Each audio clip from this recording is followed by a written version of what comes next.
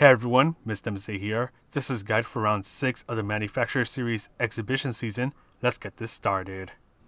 Your first braking point is this track marshal stand that is on the left. You will use some of your braking power as you go through this turn.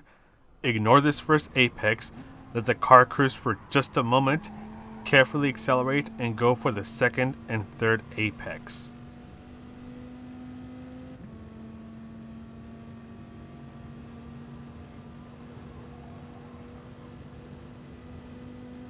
Look for the hay bales on the left as you want to brake before you pass it.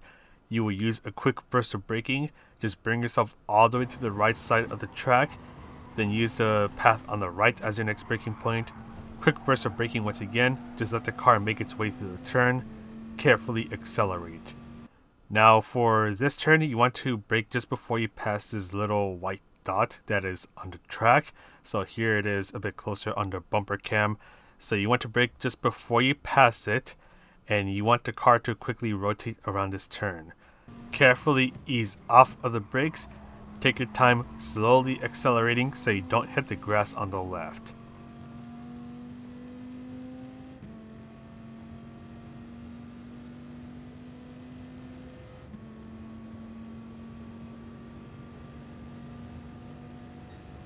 Brake as you pass the path on the left.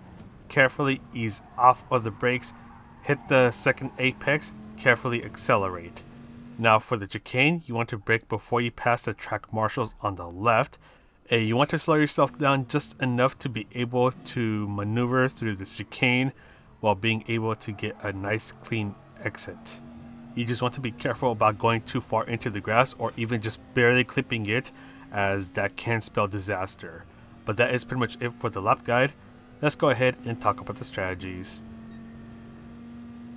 For this qualifying session, you're going to have 10 minutes to try to get a good qualifying time. Slipstream will be important here, as there are a couple high-speed sections where it will be useful and it'll help shave off your time. You want to try to get behind someone who is in either a Peugeot RCZ, the Audi TT Cup, or the Volkswagen Scirocco.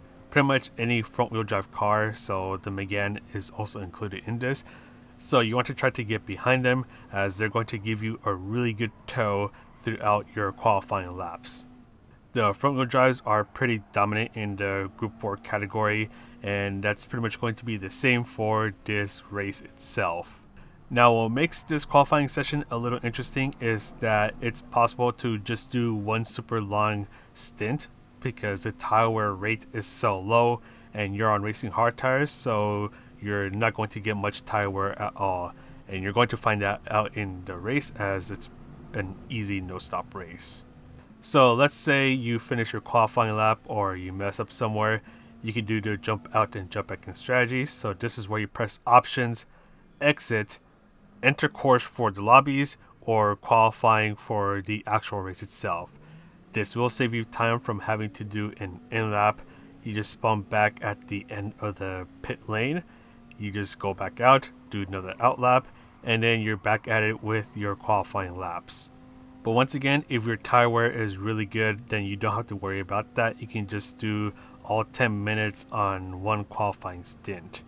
But other than that, qualifying here is going to be ultra important, as it's going to be difficult to do any sort of overtaking or even any battles. So you want to try to get the best time possible by taking advantage of the slipstream and just trying to have an error-free qualifying lap. For the race session, once again, as I mentioned in the qualifying session, this is an easy no-stop race.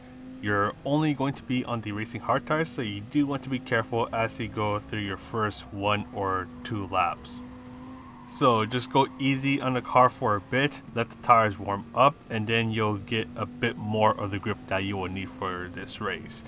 The tire wear rate is going to be so minimal that for most cars, tire wear is not going to be an issue at all. For the front wheel drive cars, it shouldn't be too much of an issue, but you'll notice a bit more of the tire wear compared to cars like the Viper. So for example, here we are on lap 5 and there's barely any tire wear on the racing hard tires.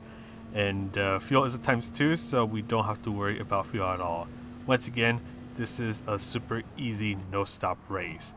Something I do want to mention is with the chicane, you just want to try to set yourself up carefully so you can give yourself time to maneuver around it and just get a nice clean exit.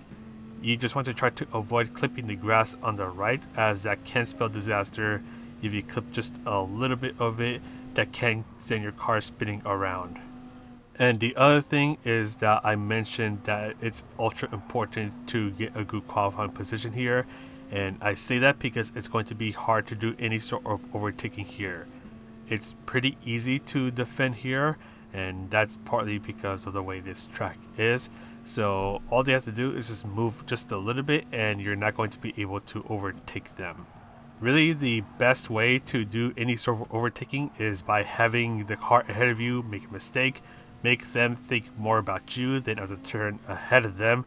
So if they go wide through a turn, they end up in the grass, or they take a turn really slowly, then that's going to give you an opportunity to get a run on them and overtake them before the next turn arrives.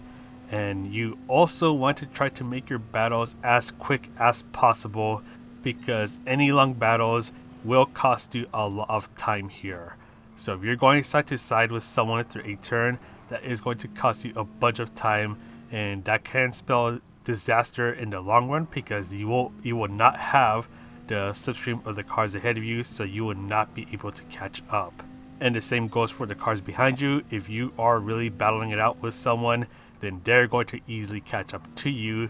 So instead of it being a 2-car battle, now it's a 5-car battle. So to summarize that part up, just make the other cars think about you, force them into a mistake, and then capitalize on that. So for example, right here, the Lancer made a driving error and I was able to capitalize on it, quickly pass them, not lose too much time, and now I'm in the lead. And the last thing I want to mention is just to have a squeaky clean drive. So this track is pretty punishing for making any errors. You do not want to clip the grass, you do not want to hit the chicane. So you just want to try to make sure that you have an error-free drive. Do not give those behind you a reason for them to make a move on you. If you're as cool as a cucumber and you have a good drive, then it's going to be nearly impossible for those behind you to do anything to try to make a move on you. So we're going to skip on over to the end of the race, and as we see here, the tire wear is not even an issue at all. So you just want to try to get the best qualifying time possible so you can start as high up as possible, which means that you'll have to deal with less battles. If you have a squeaky clean drive, it'll be hard enough for those behind you to try to do anything to make a move on you. And if you're able to pressure the cars in front of you to make an error, then that will give you an opportunity to pass them. So that is pretty much it for this guide. So I'm going to go ahead and sign off now. So this is Mr. MCA, wishing you a good race, and I'll see you in the next video.